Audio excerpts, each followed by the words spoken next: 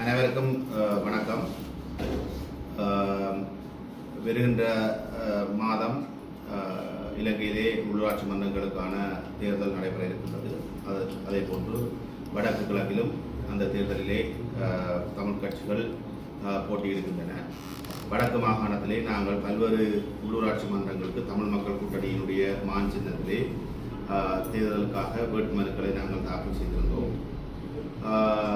அதிலே எங்களுடைய வேட்புமனுக்கள் 4 இடங்களிலே நிராகரிக்கப்பட்டிருக்கிறது. நிராகரிக்கப்பட்டதுக்கான காரணமாக யாழ்ப்பாண மாநகர சபையிலே ஒரு வேட்பாளரினால் சமர்ப்பிக்கப்பட்ட சத்தியப்பிரமாண படிவத்திலே சத்தியப்பிரமாண ஆணையாளர் தன்னுடைய ஒப்பத்தை இடவில்லை என்ற காரணத்தை கூறி யாழ் மாநகர சபையிலே எங்களுடைய வேட்புமனு நிராகரிக்கப்பட்டிருந்தது. அதே போன்று ஏனைய சபைகளிலே இளம் வேட்பாளர்களுடைய பிறப்பத்தாட்சி பத்திரத்தில் டிஎஸ்சினாலே அத்தாட்சிப்படுத்தப்பட்ட பிரதி வழங்கப்படவில்லை என்கின்ற காரணத்தின் அடிப்படையில் நிராகரிக்கப்பட்டது. உண்மையிலே நாங்கள் மாநகர சபையினுடைய எங்களுடைய வேட்புமனு மற்றும் ஏனைய சபைகளிலே எங்களுடைய வேட்புமனுக்கள் நிராகரிக்கப்பட்டதற்கு கூறப்பட்ட காரணங்கள் ஏற்புடையவை அல்ல. அவை ஜனநாயகத்தை புதைகுழி தோண்டி புதைக்கின்ற செயற்பாடுகள் என்கின்ற அடிப்படையிலே நாங்கள் அடிப்படை மனித உரிமை மீறல் வழக்குகளை இலங்கையினுடைய உச்ச நீதிமன்றத்திலே நாங்கள் தாக்கல் செய்திருந்தோம். அவ்வாறு நாங்கள் இலங்கையினுடைய உச்ச நீதிமன்றத்திலே தாக்கல் செய்த அந்த வழக்கிலே உங்கள் எல்லோருக்கும் தெரியும், நாங்கள் உடனடியாகவே இந்த வழக்குகளை தாக்கல் செய்திருந்த தரப்பு அந்த வழக்கிலே உச்ச நீதிமன்றம் எங்களுடைய அடிப்படை உரிமை மீறல் வழக்குகளை தள்ளுபடி செய்திருந்தது. ஆனால் நீங்கள் எல்லோரும் அறிந்திருப்பீர்கள், இலங்கையினுடைய பல்வேறு உள்ளூராட்சி மன்றங்களிலே பல்வேறு கட்சிகளுடைய வேட்புமனுக்கள் நிராகரிக்கப்பட்டிருந்தது. அதற்கு எதிராக சில கட்சிகள் மேன்முறையீட்டு நீதிமன்றத்திலே வழக்கு தாக்கல் செய்து இதே காரணங்களுக்காக பிறப்பத்தாட்சி பத்திரத்தை அத்தாட்சிப்படுத்தாமல் அல்லது ஜேபி அல்லது ஒரு சட்டத்திரணி ஊடாக உறுதிப்படுத்தி வழங்கப்பட்ட சான்றுகளை ஏற்க முடியாது என்று எங்களுடைய கட்சியுடைய வேட்புமனுக்களை நிராகரிக்கப்பட்டது போன்று நிராகரிக்கப்பட்ட வேட்புமனுக்களை ஏற்றுக்கொள்ளுமாறு மேன்முறையீட்டு நீதிமன்றம் கட்டளை வழங்கியதும் உங்கள் எல்லோருக்கும் தெரியும். அதே போன்று சத்தியப்பிரமாண ஆணையாளரின் தவறினாலே நிராகரிக்கப்பட்ட வேட்புமனுக்களையும் ஏற்றுக்கொள்ளுமாறு எங்களுடைய மாநகர சபையிலே நிராகரிக்கப்பட்டது போன்ற வேறு சபைகளிலே நிராகரிக்கப்பட்ட விடயங்களையும் ஏற்றுக்கொள்ளுமாறு மேன்முறையீட்டு நீதிமன்றம் உத்தரவு வழங்கியது. இது இலங்கையிலே ஒரு மிகப்பெரிய நெருக்கடிகளையும் சட்ட சிக்கல்களையும் தேர்தல் ஆணையத்தினாலே உருவாக்கப்பட்டிருந்தது. ஒரு நீதிமன்றம் நிராகரித்த விடயங்களை இன்னொரு நீதிமன்றம் ஏற்றுக்கொண்டிருக்கின்ற ஒரு நிலைமையும் இலங்கையிலே ஏற்படுத்தப்பட்டது. ஆனால் தேர்தல் ஆணையம் இந்த விடயத்திலே பொறுப்பற்ற தன்மையோடு நடந்து கொண்டது. அவர்கள் வழக்கு போடுபவர்களுக்கு மாத்திரம்தான் நீதி வழங்கப்படும் என்கின்ற அடிப்படையிலே தங்களுடைய பொறுப்பை தட்டி கழித்து எல்லா மனுக்களையும் ஒரு நீதிமன்றத்திலே ஒரு விடயத்திலே ஒரு மனுவை ஏற்றுக்கொள்ளுமாறு ஒரு வேட்புமனுவை ஏற்றுக்கொள்ளுமாறு சொன்னால் அது இலங்கையிலே அந்த காரணத்துக்காக நிராகரிக்கப்பட்ட அனைத்து வேட்புமனுக்களையும் ஏற்றுக்கொள்ள வேண்டிய கடப்பாடு தேர்தல் ஆணையத்துக்கு இருந்த போதும் தேர்தல் ஆணையம் அந்த கடப்பாட்டை பின்பற்ற தவறியது. நாங்கள் கடிதம் மூலம் தேர்தல் ஆணையத்துக்கு விண்ணப்பித்தோம். கடந்த 11ஆம் தேதி தேர்தல் ஆணையத்துக்கு நாங்கள் நேரடியாக சென்று விண்ணப்பித்தோம். எங்களுடைய வேட்புமனுக்களும் ஏற்கனவே மேன்முறையீட்டு நீதிமன்றத்தாலே ஏற்கப்பட்டிருக்கின்ற தீர்ப்புகளின் அடிப்படையில் ஏற்றுக்கொள்ள வேண்டும் என்கின்ற கடிதத்தை நாங்கள் வழங்கியிருந்தோம். ஆனால் அங்கு எங்களுக்கு தேர்தல் ஆணையத்திலே சொல்லப்பட்டது, நீங்கள் உடனடியாக சென்று 20ஆம் தேதிக்கு முதல் ஏப்ரல் மாதம் 20ஆம் தேதிக்கு முதல் வழக்கு தாக்கல் செய்யுங்கள், செய்தால் உங்களுக்கான நிவாரணம் கிடைப்பதற்கான வாய்ப்புகள் இருக்கிறது என்றதை சொன்னார்கள். அப்பொழுது நான் ஒரு விடயத்தை கேட்டேன், மேன்முறையீட்டு நீதிமன்றத்திலும் சரி உச்ச நீதிமன்றத்திலும் சரி நாங்கள் வழக்குகளை தாக்கல் செய்தால் அதற்காக பல லட்சங்களை செலவழிக்க வேண்டிய தேவை இருக்கிறது. ஆனால் ஒரு நீதிமன்றத்திலே ஒரு விடயத்திலே தீர்ப்பு வழங்கப்பட்டால் அது இலங்கையில் இருக்கக்கூடிய அனைத்து நபர்களுக்கும் பொருத்தமான ஒரு தீர்ப்பாகத்தான் அமையும். ஆகவே மேன்முறையீட்டு நீதிமன்றத்தின் தீர்ப்பை நீங்கள் நிச்சயமாக எல்லோருக்கும் ஏற்புடையதாக அணுக வேண்டும் என்கின்ற விடயத்தை சொன்ன பொழுது அவர்கள் அதை ஏற்க மறந்து நீங்கள் வழக்கை தாக்கல் செய்யுங்கள் 20ஆம் தேதிக்கு முன்னால் வழக்கை தாக்கல் செய்யுங்கள் என்று வழிகாட்டலை எங்களுக்கு சொல்லியிருந்தார்கள். நாங்கள் 20ஆம் தேதிக்கு முன்பதாக 15ஆம் தேதியே நாங்கள் எங்களுடைய வழக்குகளை தாக்கல் செய்தோம். ஆனாலும் பின்னர் மேன்முறையீட்டு நீதிமன்றத்திலே நேற்றைய தினம் எங்களுடைய வழக்குகள் எடுக்கப்பட்ட பொழுது காலதாமதமாகிவிட்டது என்ற ஆட்சேபனையை இதே தேர்தல் ஆணையகம் அங்கு எடுத்தது. எங்களுக்கு சொன்ன அதே தேர்தல் ஆணையம் நீங்கள் 20ஆம் தேதிக்கு முன்னர் வழக்கு தாக்கல் செய்யுங்கள் என்று சொன்ன தேர்தல் ஆணையம் தங்களுடைய சட்டத்தரணிகள் சட்டமாதிபர்த்தனைகளை சட்டத்தரணிகளுக்கு காலதாமதமாகிவிட்டது, ஆகவே இதை எதிருங்கள் என்று ஒரு அறிவுறுத்தலை வழங்கியிருக்கிறார். ஆகவே ஜனநாயகத்தை எள்ளி நகையாடி கேலி கூத்தாடி புதைகுழி தோண்டி புதைத்து இந்த தேர்தல் வரலாற்றிலே நடக்கிறது. நான் நினைக்கின்றேன், எனக்கு இந்த இலங்கையினுடைய தேர்தல் வரலாறுகளை தெரிந்த வகையில் இலங்கையில் நடக்கின்ற மிக மோசமான ஜனநாயகத்தை கேலி கூத்தாக்கிய ஜனநாயகத்தை படுகொலையில் புதைகுழி தோண்டி புதைத்த ஒரு தேர்தலாக வரலாற்றிலே இந்த தேர்தல் அமைகிறது. ஆட்சி மாற்றம் முறைமை மாற்றத்தை கொண்டு வரும் சிஸ்டத்தை சேஞ்ச் பண்ணும் என்றார்கள். ஆனால் இப்பொழுது நன்றாகவே சிஸ்டத்தை சேஞ்ச் பண்ணி கொண்டிருக்கிறார்கள். ஜனநாயகத்தை புதைகுழி தோண்டி புதைத்துக் கொண்டிருக்கிறார்கள் இந்த நாட்டிலே. இது நாங்கள் ஏற்கனவே நான் பல தடவைகளிலே கூறியிருக்கிறேன். ஜேவிபியினுடைய ஆட்சி இலங்கை தீவிலே ஜனநாயகத்தை படுகுழியில் புதைகுழி தோண்டி புதைக்கும் இடதுசாரி ஆட்சியை கொண்டு வருவதாக கூறி இலங்கையை மீண்டும் ஒரு காட்டு யுகத்திற்குள் கொண்டு போகின்ற நடவடிக்கையில் ஜேவிபி ஈடுபடும் என்கிற விடயத்தை நான் பலருக்கும் பல தடவைகள் சொல்லியிருந்தேன். ஏனென்றால் இடதுசாரிகளுக்கும் ஜனநாயகத்துக்கும் உலகத்திலே தொடர்புகள் இருப்பதாக நான் அறியவில்லை. ஜேவிபியினுடைய பின்புலமாக முன்னர் கருதப்பட்ட சீனாவாக இருக்கலாம், அல்லது அவருடைய கோட்பாடுகளாக இருக்கக்கூடிய மார்க்சிசம் லெனினிசமாக இருக்கலாம், எல்லாம் பின்பற்றப்படுகின்ற நாடுகளை நீங்கள் பாருங்கள். சீனாவை பார்த்தால் அங்கு ஜனநாயகம் என்றால் என்ன விலை என்று கேட்கின்ற நிலைமை. அங்கு ஒரு கட்சி தான் ஆட்சியில் இருக்க முடியும். அதே போன்றுதான் ரஷ்யாவும், அங்கு தேர்தல்கள் ஜனநாயகம் என்பது கிடையாது. அங்கு ஒப்புக்காக தேர்தலை வைத்து குடிநை ஆட்சியிலே தொடர்ந்து வைத்திருக்கின்ற நடவடிக்கைகள் தான் ரஷ்யாவிலே இருக்கிறது. அதே போன்று கியூபாவிலும் இடதுசாரித்துவம் எங்கெல்லாம் இருக்கிறதோ அங்கெல்லாம் ஜனநாயகம் இருப்பது கிடையாது. இவர்களுடைய வழிகாட்டிகள் என்று தங்களை சொல்லுகின்ற மார்க்சிசம் லெனினிசம் இருக்கக்கூடிய நாடுகளிலே இருக்கின்ற நிலைமையை, மிக மோசமான ஜனநாயக மீறல்களை இந்த நாடு இனிவரும் காலத்திலே காணுவதற்கு இருக்கிறது. எதிர்வரும் காலம் ஜனநாயகத்துக்கு சாவு மணி அடிக்கிற காலமாக மாறப்போகிறது. இது தேர்தல் இருக்கின்ற சட்டத்திலேயே தேர்தல் திணைக்களத்தை பிழையாக வழி நடத்தி அந்த தேர்தல் திணைக்களத்தின் ஊடாக இந்த ஜனநாயகத்துக்கு முதல் கட்டமாக சாவு மணி அடிக்கப்பட்டிருக்கிறது. இனிவரும் காலங்களிலே பாராளுமன்றத்தில் இருக்கக்கூடிய 159 ஆசனங்களை வைத்து சட்டங்களையும் மாற்றி தேர்தல்களை இல்லாமல் செய்கின்ற அபாயகரமான சூழலும் ஏற்படும். ஆகவே இந்த தேர்தலிலே வடக்கு கிழக்கு தமிழ் மக்கள் மட்டுமல்ல, ஒட்டுமொத்தமாக ஜனநாயகத்தை நேசிக்கக்கூடிய அனைத்து இலங்கையர்களும், இலங்கை தீவிலே வாழுகின்ற நபர்களும் இந்த ஜேவிபியை தோற்கடிக்கின்ற விதமாக ஜனநாயகத்தை நேசிக்கின்ற தரப்புகள், ஜனநாயகம் இங்கு இருக்க வேண்டும் என்று விரும்புகின்ற தரப்புகள் இந்த ஜேவிபியை துரத்துவதற்காக இந்த தேர்தலை சரியாக பயன்படுத்த வேண்டும். ஏனென்றால் நாங்கள் ஊழல் அல்லது விலைவாசி ஏற்றம் என்ற காரணங்களை கூறிக்கொண்டு வந்து ஜனநாயகத்தையே புதைகுழி தோண்டி புதைக்கின்ற ஒரு தரப்பை கொண்டு வந்து ஆட்சியில் நிறுத்திவிட்டு ஊழலும் இல்லாமல் போகவும் இல்லை, பொருளாதாரம் மீட்சியும் நடைபெறவில்லை என்கின்ற ஒரு இக்கட்டான நிலைமைக்குள் நாடு வந்து இருக்கிறது. ஆகவே நான் வடக்கு கிழக்கில் இருக்கக்கூடிய தமிழ் மக்களை உஜுமையோடும் அன்போடும் கேட்கின்றேன். இந்த ஜேவிபி என்கின்ற என்பிபி எதிர்வரும் காலங்களிலே இந்த மண்ணிலே வேரூன்ற விடாது தடுக்க வேண்டிய காலத்தின் கட்டாயத்தில் ஜனநாயகத்தை விரும்புகின்ற ஒவ்வொருவரும் பொறுப்போடு சிந்திக்க வேண்டிய ஒரு காலகட்டமாக நாங்கள் இந்த காலகட்டத்தை பார்க்கின்றோம். எங்களை பொறுத்த மட்டிலே எங்களுடைய மாநகர சபை என்பது எங்களுக்கு மிக முக்கியமான ஒரு சபையாக இருந்தது. நாங்கள் கடந்த காலத்தில் மிகச் சிறப்பாக மாநகர சபையை ஆட்சி செய்தோம். எங்களுடைய வேட்புமனுவை சதி மூலமாக, சதியோ விதியோ தெரியாது நிராகரித்து எங்களுடைய ஜனநாயக உரிமையையும் அடிப்படை உரிமையையும் மீறி இருக்கிறது. எங்களுடைய கட்சியினுடையது மட்டுமல்ல, மாநகர சபைக்குள்ளும் இருக்கக்கூடிய வாக்காளர்களுடைய உரிமையும் அவருடைய உரிமையும் பறிக்கப்பட்டிருக்கிறது என்பதுதான் எங்களுடைய கருத்தாக இருக்கிறது. நாங்கள் இந்த சந்தர்ப்பத்திலே நாங்கள் ஒரு விடயத்தை நாங்கள் உறுதியாக சொல்லுகிறோம். மாநகர சபையிலே எவ்வாறு எங்களுடைய ஆதரவாளர்கள் தமிழ் மக்கள் வாக்களிக்க வேண்டும் என்று வழிகாட்டலை நாங்கள் விரைவாக விடுப்போம். தற்போதைய வரைக்கும் நாங்கள் எங்களுடைய நிலைப்பாட்டிலே மிக தெளிவாக இருக்கிறோம். ஜேவிபி என்பிபியை இந்த மாநிலத்தில் துரத்த வேண்டும்.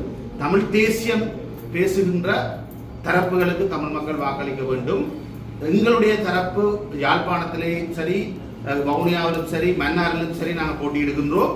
நாங்கள் போட்டியிடுகின்ற அனைத்து சபைகளிலும் எங்களுடைய மான் சின்னத்துக்கு வாக்களிக்குமாறு தமிழ் மக்களை நாங்கள் அன்போடும் உரிமையோடு கேட்டுக்கொள்கின்றோம். எங்களுடைய கட்சி ஜனநாயகத்தை மீட்டெடுப்பதற்காகவும், உள்ளூராட்சி மன்றங்களிலே நல்லாட்சியை ஏற்படுத்துவதற்காகவும், ஊழலை ஒழிப்பதற்காகவும், துரித கதியிலே உள்ளூராட்சி மன்றங்களை அபிவிருத்தி செய்வதற்காகவும் நாங்கள் கடந்த காலங்களிலே மாநகர சபையையும் நல்லூர் பிரதேச சபையையும் ஆட்சி செய்தது போன்று ஏனைய சபைகளையும் நாங்கள் ஆட்சி செய்வோம் என்கின்ற உத்தரவாதத்தை நாங்கள் வழங்குகின்றோம். அந்த காரணங்களுக்காக எங்களுடைய வேட்பாளர்களுக்கு இளமையான, துடிப்பான, நேர்மையான இளைஞர்களை நாங்கள் எங்களுடைய வேட்பாளர் பட்டியலிலே இணைத்திருக்கிறோம் ஒவ்வொரு சபைகளிலும்.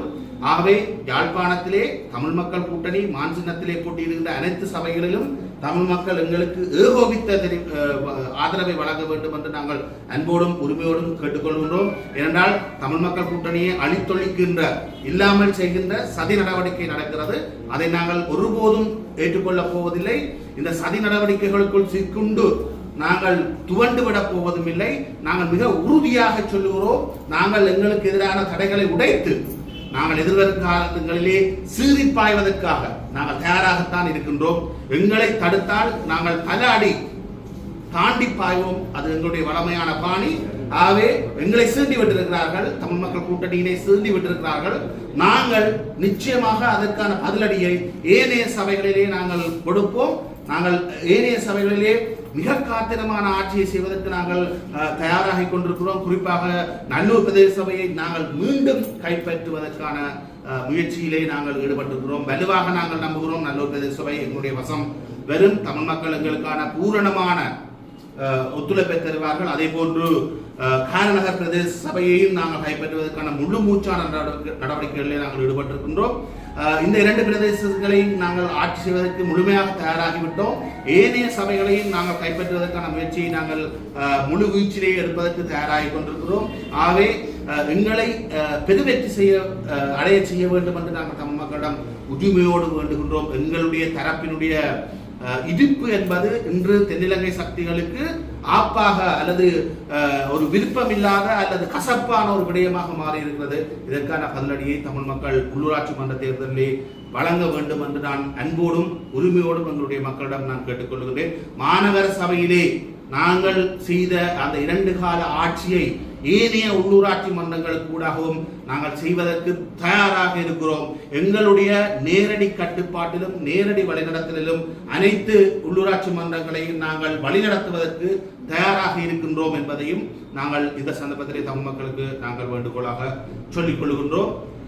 யாழ்ப்பாண மாநகர சபையை பொறுத்த மட்டிலே தமிழ் தேசியம் பேசுகின்ற ஏனைய கட்சிகளில் ஏதாவது ஒரு கட்சி தங்களுக்காக நாங்கள் வாக்களிக்க வேண்டும் என்று, தங்களுக்கு ஆதரவை தெரிவிக்க வேண்டும் என்று கோருமாக இருந்தால், அவர்களோடு ஏதேனும் ஒரு புரிந்துணர்வுக்கு நாங்கள் செல்ல முடியுமாக இருந்தால் நாங்கள் அது தொடர்பாகவும் பரிசீலிப்பதற்கு தயாராக இருக்கின்றோம். தமிழ் தேசிய கட்சிகளோடு நாங்கள் அது தொடர்பாக பேச்சுவார்த்தைகளிலும் ஈடுபட்டிருக்கிறோம்.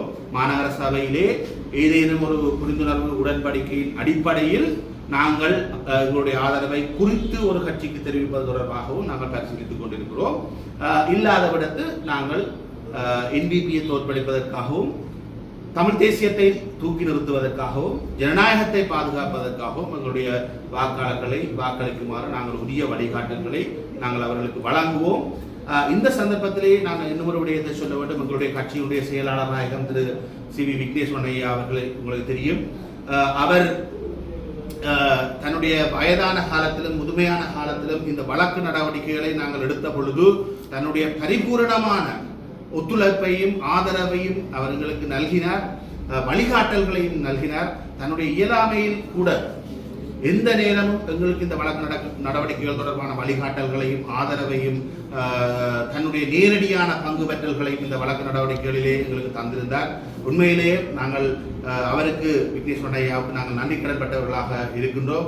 அவருக்கு எங்களுடைய முழுமையான நன்றிகளை நான் இந்த சந்தர்ப்பத்திலே விக்னேஸ்வரன் ஐயாவுக்கு சொல்லுகிறேன். அவரை பற்றி என்ன கருத்துக்களை கூறினாலும் அதை பற்றி நான் கவலைப்பட போவதில்லை. ஏனென்றால் அவரை மிக அருகிலே நாங்கள் பார்க்கின்ற எங்களுக்கு தெரியும் அவருடைய உண்மையான நேர்மையான முகம். ஆகவே நாங்கள் அதற்காக வெளியிலே இருக்கின்றவர்கள் என்ன கூறுவார்கள் என்பதற்காக நாங்கள் எந்த கவலையும் அடையப் போவதில்லை. ஆனால் உண்மையிலேயே எங்களுடைய மாநகர சபையினுடைய வேட்புமனு நிராகரிக்கப்பட்ட பொழுது நான் அதை விக்னேஸ்வரன் ஐயாவுக்கு எடுத்துச் சொன்ன பொழுது அவர் இங்கிருந்து யாழ்ப்பாணத்திலிருந்து கொழும்பு நோக்கி பயணம் செய்து கொண்டிருந்தார். அவருடைய இக்கட்டான மருத்துவ நிலைமையில் கூட நோய்வாய்களுக்கு மத்தியில் வேட்புமனு தாக்கல் செய்கின்ற காலப்பகுதியிலே நேரடியாக இங்கே வந்து தங்கி நின்று எங்களுக்கான வழிகாட்டல்களையும் எங்களுக்கான ஆதரவுகளையும் செயற்பாடுகளையும் செய்திருந்தவர் விக்னேஸ்வரன் ஐயா. அவர் மீண்டும் கொழும்பு சென்று கொண்டிருந்த பொழுது அனுராதபுரத்திலே அவருடைய வாகனம் சிக்கி வாகனம் டயர் பழுதடைந்து 3 மணி நேரமாக நடு வீதியிலே நிற்க வேண்டிய நிலைமை ஏற்பட்டிருந்தது.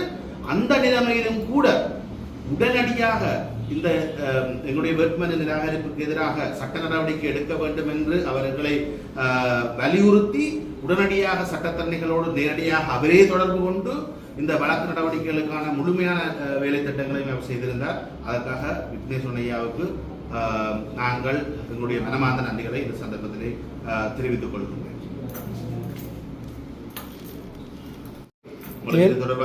தேர்தல் திணைக்களத்தில் இந்த பாரபட்சமான நடவடிக்கைக்கு எதிராக ஏதாவது நடவடிக்கை அவர்களுக்கு எதிராக இங்கே போய் முறைப்பாடு செய்வது என்பது எனக்கு தெரியாது. ஆனால் தேர்தல் திணைக்களத்துக்கு பின்னால் இருக்கக்கூடிய சக்திகளை இந்த மண்ணிலிருந்து துரத்த வேண்டிய கடப்பாடு எங்களுக்கு இருக்கிறது. அது இந்த தேர்தலிலே நடைபெற வேண்டும். அதற்கான முழுமையான நடவடிக்கையை நாங்கள் செய்வோம்.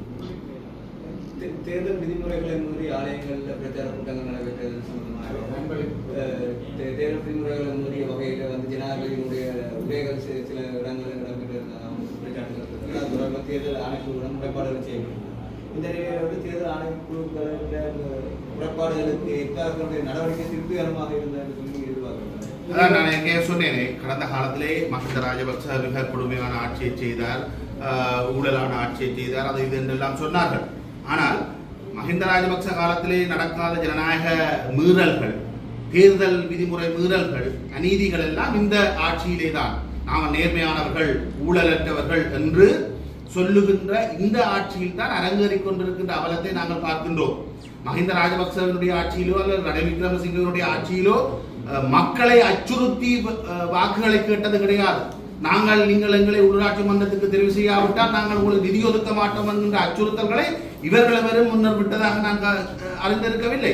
இவ்வாறான மோசமான ஒரு ஜனாதிபதியை, ஒரு மோசமான ஆட்சியை, ஆலயங்களில் தேர்தல் பிரச்சாரம் நடக்கிறது, தாராளமாக அரச வளங்கள் அல்லது அரசாங்கத்தினுடைய சேவைகள் தேர்தல் காலங்களிலே வழங்கப்படுகிறது. கலாலி வீதி எத்தனையோ வருடங்களாக இருந்த கலாலி வீதி ஏன் தேர்தலுக்கு முதல் நாள் திறந்து விடுவதற்கான முயற்சி? ஏன் அதை அவர்கள் பாராளுமன்றத்தை கைப்பற்றி நவம்பர் மாதத்திலிருந்து இந்த ஏப்ரல் மாதம் வரை இருந்த காலப்பகுதியிலே அதை ஏன் விட முடியவில்லை? இன்று துறப்பார்கள், தேர்தல் முடிந்தவுடன் மூடிவிடுவார்கள். உங்களுக்கு தெரியும், பாராளுமன்றத்துக்கு தேர்தலுக்கு முதல் யாழ்ப்பாணத்தில் இருந்த பல வீதி தடைகளை அகற்றி பின்னர் அடுத்த நாளே அந்த வீதி தடைகளை போட்டு தமிழ் மக்களை முட்டாள்களாக்கினார்கள். இன்று மீண்டும் அந்த வீதிகளை திறந்து விட்டிருக்கிறார்கள். யாழ்ப்பாணத்திலே கிரிக்கெட் மைதானத்தை கொண்டு வருவது என்று சனத் ஜெயசூரிய பாவம் நடு ரோட்டிலே வீதியில் நடந்தது அவலம். ஒரு காலமும் யுத்தம் முடிவடைந்து 2009 அதிலிருந்து இன்று வரை சனத் ஜெயசூரிய மைதானம் அமைக்க போறேன் ரோட்டில் தெரிஞ்சதில்லை, அல்லது யாரும் தெரிஞ்சதில்லை. ஆனால் இந்த ஆட்சியாளர்கள் வந்தவுடன் முன்னர் எந்த ஒரு ஆட்சியாளர்களும் செய்யாத விந்தையான நடவடிக்கைகள், ஜனநாயக விதிமுறை மீறல்கள், தேர்தல் விதிமுறை மீறல்கள் எல்லாம் நடக்கின்ற அவலம் நடக்கிறது. இதுதான் இந்த சிஸ்டம் சேஞ்ச் என்று சொன்னார்கள்.